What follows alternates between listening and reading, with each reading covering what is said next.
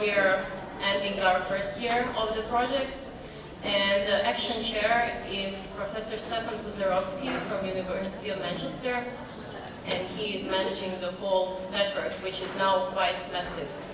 So Engager is trying to, as I said, let's say bypass the gap that sometimes exists between researchers and decision makers in case of energy poverty.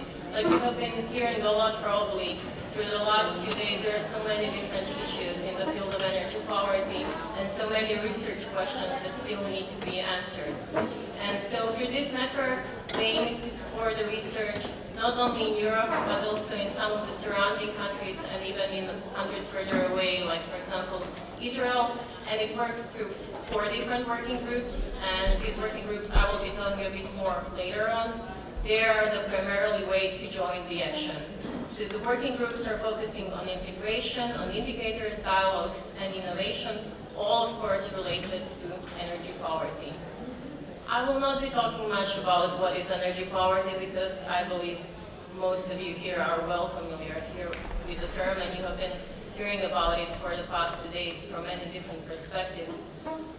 But it is necessary to mention it because, as a background, this is the reason why Engager Network was formed in the first place. It's because we are all aware that it is a burning and ever-growing problem throughout Europe and throughout the world. There are some estimates that there are even more than 50 million households affected in Europe. And we all know that energy poverty typically come from vulnerable groups who are more prone to be endangered by energy poverty. The photos that you can see on this slide were actually taken in Croatia and in Bosnia during the field visits to energy poor households. And I thought it would be good to include also some photos in this presentation because they bring the focus to real life problems. You can see there is huge prevalence of mold. These are some people's living rooms. We commonly see houses that are heated only on fuel wood stoves, which pose many severe health problems, and many of the dwellings, be it private houses or multifamily buildings, have no insulation whatsoever. They are basically falling apart. So this brings us to the complexity of the problem and all the facts that Engager Network is trying to tackle from different sides through those 4 working groups. So it's not only talk about energy policy and social science, which we often see there is an issue to put those 2 together because if you come to engineers, my background is in engineering. So we often face the problem that you come to engineers and they say, oh no, this is a social topic. You come to social scientists, they say, oh no, it's engineering topic because we need energy efficiency as a fix. But it's even more complex than that because you need health practitioners. You need feminists. You heard about all of these topics today. So it's so wide, so many disciplines and so many sciences that need to come together if we really want to find a solution to this problem. And because of that, and because of its complexity, even though we are aware of the problem of energy poverty for some decades now, we still did not manage to find a unified solution. Because not one group of the scientists, not one group of the stakeholders is able to solve this issue. And because of that, now on the EU level, we finally see different actions happening, including start of the Engager Network. You have heard about the EU Energy Poverty Observatory. You have heard about the changes that the new clean energy package provisions are bringing. They are all small steps forward, but we are hoping that through Engager Network, by the end of the action in 2021, maybe we will have something more concrete put on the table, hopefully. Now we also have these new challenges. Low carbon transition, so it's not only about fixing energy poverty, we need to do it in a way that is sustainable. So we often see the problem, and we have seen it in the field visits. We have, as an NGO, visited more than 500 households in Croatia, and with our partners, additional 813 in the southeastern European countries. And we often see that it's a problem that many of the funding schemes that government offer for energy efficiency retrofits, they ask you to prove energy savings. And in many of those cases, you cannot prove energy savings because those people are already using too little energy. So this is a challenge that goes in line with low carbon transition. How do you provide more energy to those who don't have enough energy? And how do you do it without increasing emissions of CO2? So this is another side of the complexity of this problem. And it's really a great opportunity to be part of this engagement network because this network is really trying to bring together all of these different disciplines, all of these different sciences, and different stakeholder groups trying to find answers, or at least to find a path towards the answer to fixing energy poverty in absolute way. This brings us to the main research questions that the engagement network is trying to answer. So the question is, how can energy poverty be understood and eradicated via multidimensional research as policy?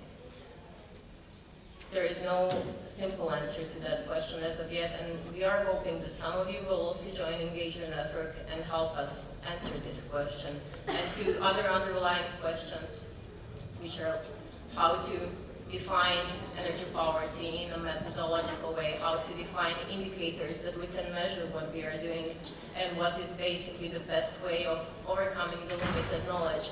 Because no matter how much we talk about energy poverty, and it's really amazing to see so many of you in this room, there are still so many people on high decision-making roles that are not aware of the complexity and of the widespread of the problem. So we all need to work on that to increase the knowledge and try to make the change. So this is basically why Engagement Network is important, because it is creating first of a kind, very large scale, multidisciplinary, multicultural, multi-stakeholder network that is trying to develop a framework to determine what actually is energy poverty, how can we define it, and hopefully measure the impacts of the policies that we make, and how can we put it in European dialogues in a way that it's not just an agenda of some event, but actually policies that are making the change. For me personally, I was sad to see through the dialogues about clean energy package of some directives how the usual things happen through the process. First, you have member states shall do something, so they have to do something, and then through months it gets lost and it becomes member states may. But at least some new provisions have entered.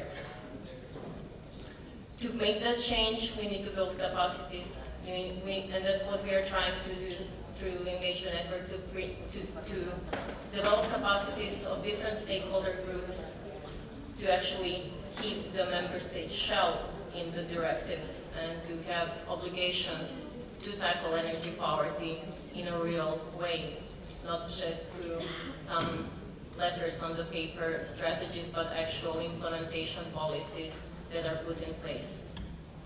And we are also building partnerships and creating new stakeholder groups that did not exist before. How are we doing that? So basically, Engager, as a cost-funded project, works through different levels and many different layers. As it is a huge action with more than 30 countries participating, and everybody is welcome to join working groups. There is a core group that is the managing committee of the action, and there are regular meetings of the core group. We meet in different countries on different occasions and try to discuss the progress of the action. There's also a core group, which is a smaller, let's say, managing group of the action.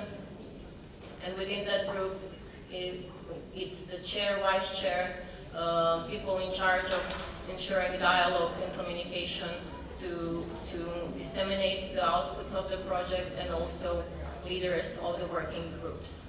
And also the person who is in charge of managing the different scientific aspects of the project. There are conferences, and I would like to invite you, if you are able to attend also a conference that will be happening in Bucharest in Romania in January.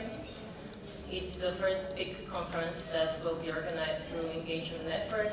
There are workshops, there are different grants that enable young researchers, early career researchers to visit acknowledged scholars in other countries and to have that visit fully funded. There are policy briefs that we are now developing the first set, which are aimed to spread the knowledge to the wider public and to decision makers. And there are training schools in which, again, we are trying to join different actors together. Hopefully we'll have one here in Barcelona. It's still being discussed, but hopefully there will be one training school held here. So the main mechanism for joining Engager, as I mentioned, are the working groups. And I will be showing you at the end what are the websites and links where you can find more information. And of course, you feel free to stop me later on to ask any questions. So the work group 1 is called Integration, Transforming the State of the Art. Basically, what this group is trying to do is assess the scope of energy poverty, where is it now, and to understand what are the driving forces of energy poverty, and to define in a way how that can be framed and shaped. And this is done through different activities, analyzing, as I said, literature that is published up to date, organization of regional workshops with key stakeholders. So this group is also trying to combine the research knowledge with some of the practice issues. And again, a lot of focus of the whole engagement effort is in empowering and involving early career researchers, because it is often that they have problems to become more acknowledged and to share their research. The working group 2, which is about indicators, this one is probably most related to some of the work that you have heard presented about Energy Poverty Observatory. Hence the lead is Dr. Harriet Thompson, who you had the opportunity to meet before. This group is trying to analyze indicators and to define the path to have the uniform set of indicators that everybody could use, and to do it again in an interdisciplinary way, because as we all know, it's a very complex issue. The methods are pretty much very similar throughout working groups. They may be diversified by the topic, by the region, by the specific ongoing things, but it's usually workshops, meetings, short-term scientific missions, etc., that enable the progress through those years the project is being implemented. Working Group 3, dialogues, co-producing emancipatory research and practice. This group is probably most participatory of the others in terms that it's trying to really combine policy with practice, with CSOs, with decision makers, with media, to spread the knowledge that is being done and to put focus on the key issues of today. One of the issues that we have identified in Engager as definitely not researched enough is the context of health, but in a way of involving health practitioners. So this has also been, for example, scope of some of the discussions within working group, because we all keep on talking about energy poverty is bad for health. It causes pulmonary issues, it causes cardiovascular issues, but there is never a doctor at the table. It's always other disciplines that talk about it. So this is something that we are trying to overcome, because if we are talking about health, we need health practitioners involved. Because we can only talk in theory what is happening to that health and how we can make it better, but if we don't involve health practitioners, again, we are having a huge gap. So this is just one of the examples of what the working groups can and are doing. Working Group 4, it's called Innovation, introducing path-breaking perspectives to the understanding of energy poverty. One of these examples to understand this working group is what I had mentioned earlier, for example, low carbon transitions. So how can you use some of the, let's say, more modern tools, technologies, ways of organizing people to help eradicate energy poverty? Because those two things often kind of have this feeling about them that they are colliding, that it's impossible to be eradicating energy poverty while reducing CO2 emissions. This is a notion that is often perceived, as I said, because many of the funding schemes for improving energy efficiency require you to prove energy savings, require you to prove CO2 emissions savings. And it's very hard to do it sometimes, because some of the households really spend less energy than they should. And no matter how efficient you make the dwelling, no matter how efficient are the appliances, if you are to increase the living standard, which you need to do, you will be increasing the absolute energy consumption. And with CO2 emissions, again, for some cases there is a huge problem, because many of the energy poor households, especially in the southeastern Europe, still rely on traditional biomass, which is perceived as carbon neutral. So you can decrease the amount of fuel wood spent, but you're not decreasing CO2 emissions. And so it's a problem to prove energy and CO2 savings. So this working group is trying to find solutions that will help tackle both issues at the same time, and it's trying to analyze how you can engage citizens in different kinds of collaborative environments.